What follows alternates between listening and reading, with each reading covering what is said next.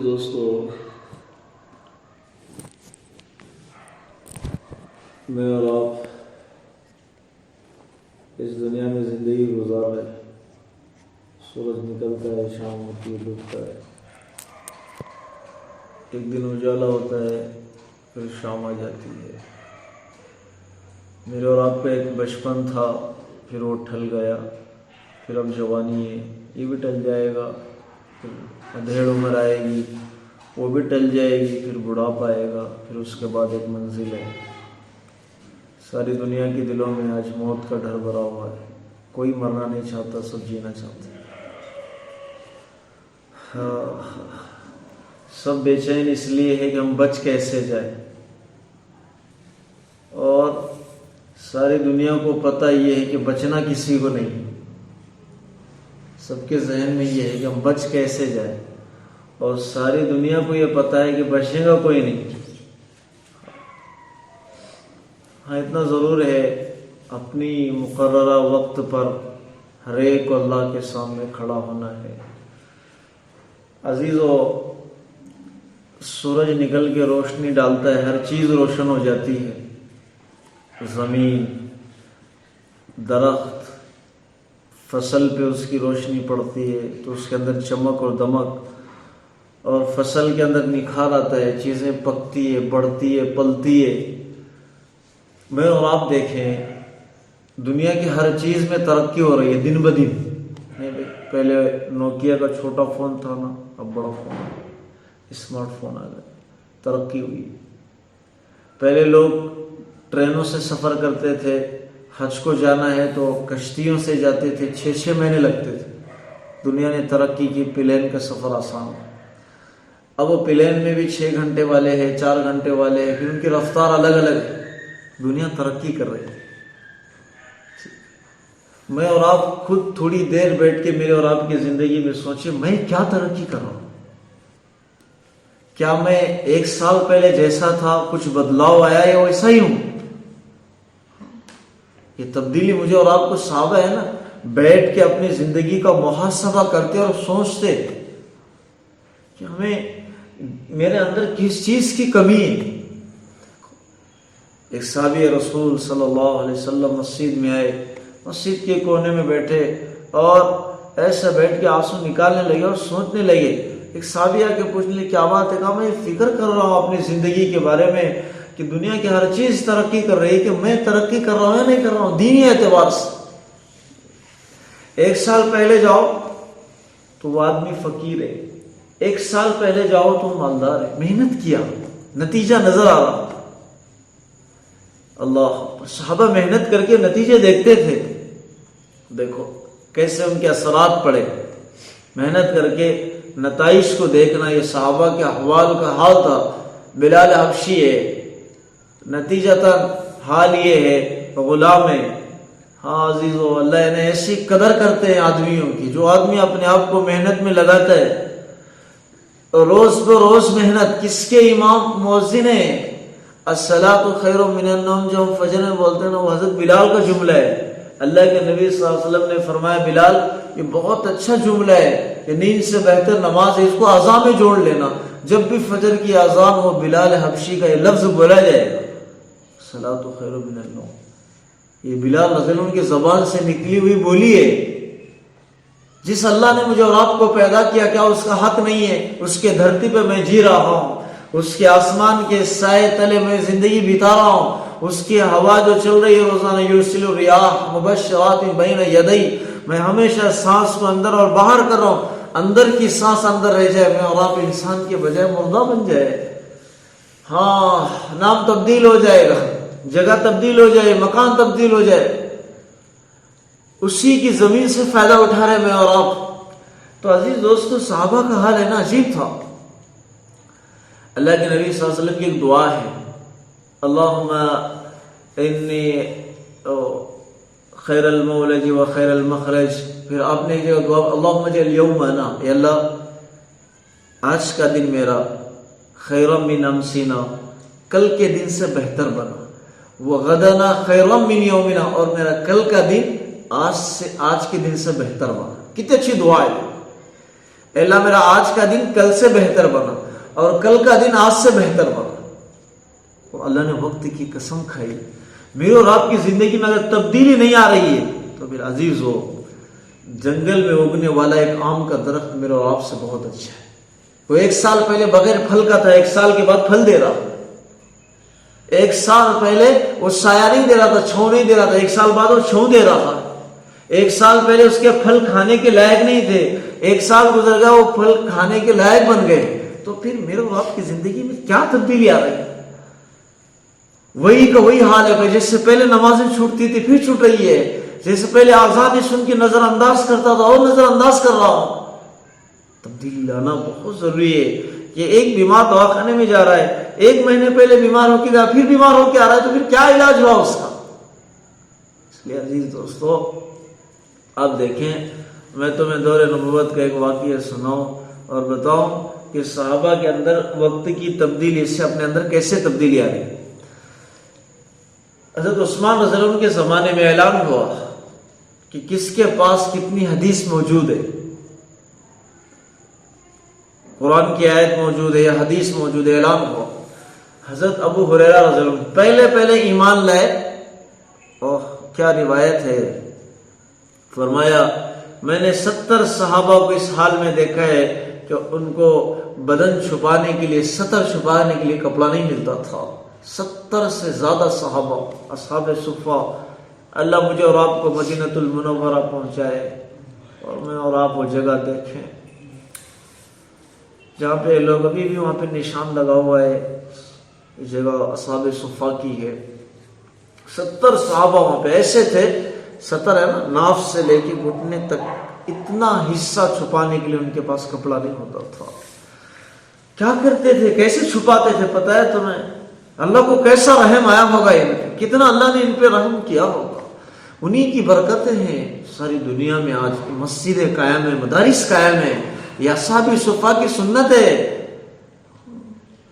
تو وہ ہے نا اپنا سطر چھپانے کے لیے جیسے یہ بیٹھے تو ان کو پیٹ دے کے اپنی پیٹ لگاتے تھے، ایسے سطر چھپاتے تھے، اپنا جسم چھپاتے تھے.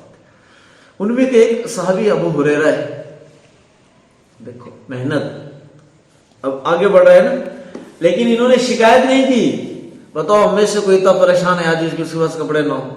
ہمارے تو شادیوں کے الگ ہے، ولیمے کا الگ، عقد کا الگ، عید کا الگ، جمعہ کا الگ، ڈیوٹی کا الگ ہے، گھر کا الگ ہے، اور نائٹ کا الگ ہے، ڈے کا الگ ڈریس ہے.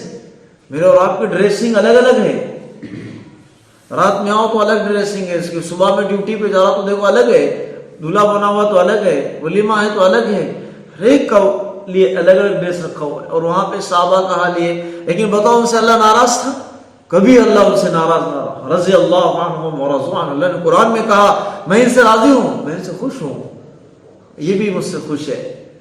یہ مجھ سے سنایا تو حضرت ابو ہریرہ نے ایک مرتبہ راستے میں روکی، بیچ راستے. ادھر سے حضرت ابو بکر صدیق رضی اللہ عنہ آ کے انہوں نے مسئلہ پوچھا. بھائی یہ مسئلہ مجھے یاد نہیں، بتاؤ کیا ہے. ابو بکر صدیق رضی اللہ عنہ نے فرمایا ہاں بھائی یہ مسئلے کا یہ جواب ہے. آگے بڑھ گئے. دوسرے صحابی عمر بن خطاب آئے تو ان سے بھی پوچھا یہ مسئلہ ہے میرا، قرآن کی آیت مجھے سمجھ میں نہیں آ رہی، اس کا کیا ترجمہ ہے؟ کوئی نہیں پتا. انہوں نے سمجھا دیا بھائی اس کا یہ ہے، آگے نکل گئے. اللہ کے نبی صلی اللہ علیہ وسلم آئے، حضرت ابو ہریرہ کا ہاتھ پکڑے، ساتھ میں لے. دیکھو کیوں رکے تھے؟ حضرت ابو ہریرہ فرماتے میں بھوک کے برداشت نہیں ہو رہی تھی، بھوک، میں رستے میں اس لیے رک گیا تھا اگر کوئی صحابی ملے گا تو ہیرے بہانے سے اس کو مسئلہ پوچھوں گا اور وہ مجھے اپنے گھر تک لے کے چلا جائے گا اور مجھے ایک ٹائم کی روزی مل جائے. کیوں دین کو بیچ میں لانا؟ اب میں نے دیکھا ابو بکر صدیق آئے، انہوں نے بھی مسئلے کا جواب دیا. فرمانے لگے مجھے مسئلے کا جواب معلوم تھا، مجھے قرآن کی آیت کا ترجمے کا پتہ تھا، مجھے حدیث کا پتہ تھا، پھر بھی پوچھا ہوں صرف اس لیے کہ بھوک کو چھپایا. شکایت نہیں کی، بولا نہیں کہ مجھے بھوکے کھلاؤ. مسئلہ پوچھتے پوچھتے گھر تک پہنچ جائیں گے اور گھر میں ایک ٹائم کی روزی ہر ایک کے پاس ہوتی، کھلا دیں گے. دوسرے صحابی ہیں عمر بن خطاب، میں نے ان سے پوچھا، انہوں نے بھی جواب دے دیا حالانکہ مجھے معلوم تھا تفسیر کیا ہے، اس کا ترجمہ کیا ہے، مطلب کیا ہے. بعد میں اللہ کے نبی صلی اللہ علیہ وسلم آ کے میرا ہاتھ پکڑ کے لے گئے.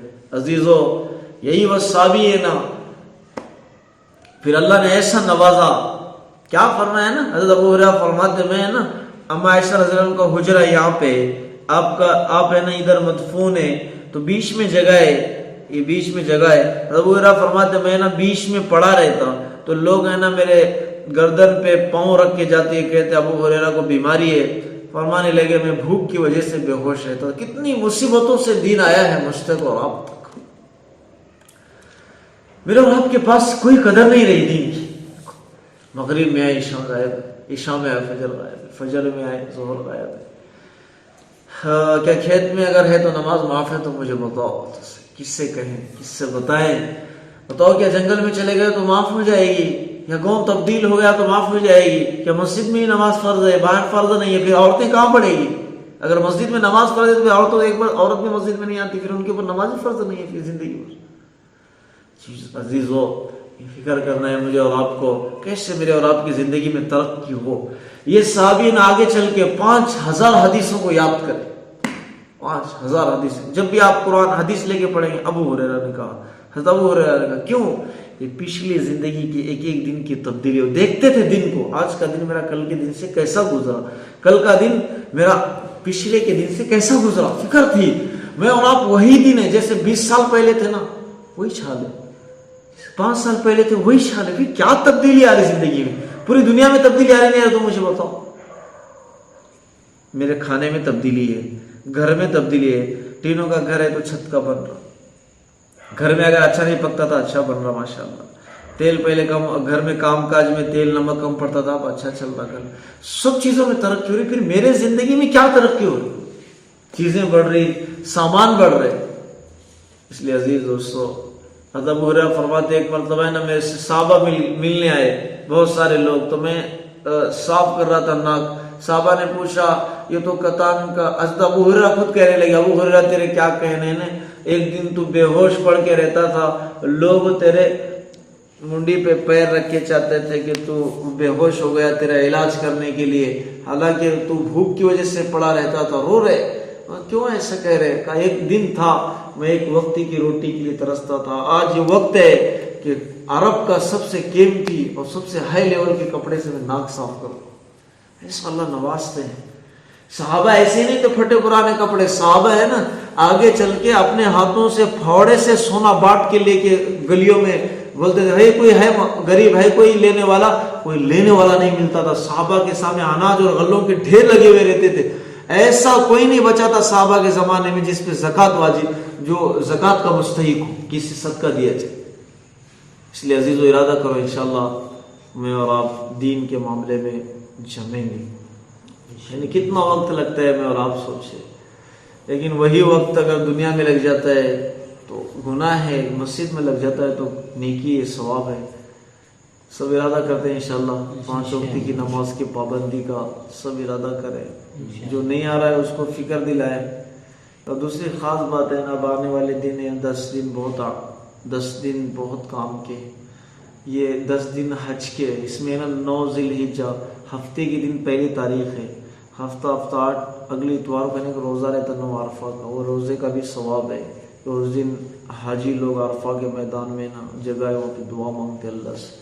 تو یہ 10 دن ہے نا ایسے ہے, کوئی آدمی اگر اللہ کے راستے میں گیا جہاد کرنے کے لیے, انہیں واپس نہیں لوٹا, اتنا زیادہ لڑتے رہا کہ مر گیا, یہ 10 دنوں میں ثواب نیکی کرنے والا, نماز پڑھنے والا اس سے بھی آگے بڑھ جاتا. 10 دن بہت فضیلت ہے. اس لیے نا ارادہ کرو کم از کم 10 دن میں ایک نماز بھی نہ چھوٹے, جہاں رہے وہاں پڑھ لیں. ٹھیک ہے نا بھائی. قربانی کی بات چلاؤ, جس کے پاس 25-26 ہزار روپے ہیں اس کے اوپر قربانی واجب ہے, کرنا ضروری ہے. نہیں کرنے والا گنہگار ہے. اتنا گنہگار ہے کہ اللہ کے نبی نے فرمایا قیامت کے دن اس کی پیشانی پہ کافر لکھا ہوا ہوگا. تو جس کے پاس 25,000 روپے چلیے قرض سے ہٹ کے, ضروریات سے ہٹ کے 25-26 ہزار روپے عام چیز ہے, جس کے پاس ہے وہ خود قربانی کرے. اللہ پاک مجھے اور آپ کو عمل